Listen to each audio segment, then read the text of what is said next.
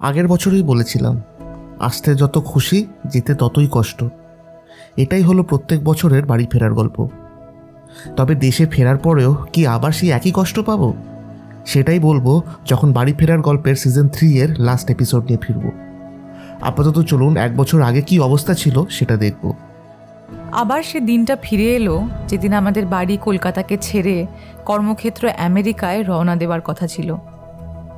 একটা গোটা মাস অসংখ্য ভালো মুহূর্ত কাটালাম বাড়ির লোকেদের সাথে।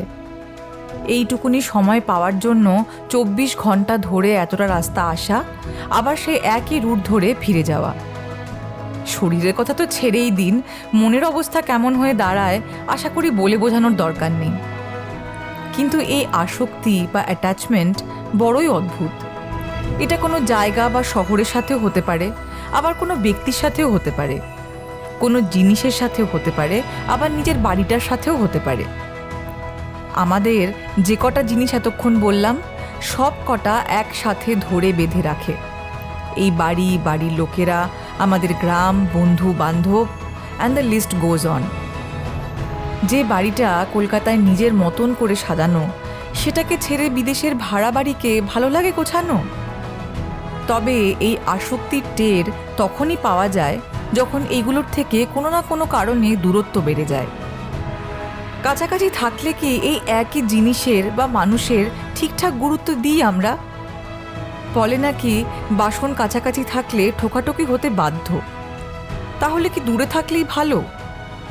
মনের এই দ্বিধাসহ কলকাতা থেকে আমেরিকার প্লেন যাত্রা নিয়ে ফিরে এলাম একটি নতুন গল্পের সাথে।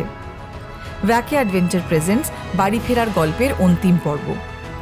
তবে লাস্ট এপিসোড হলেও এখনও গল্প আছে প্রচুর।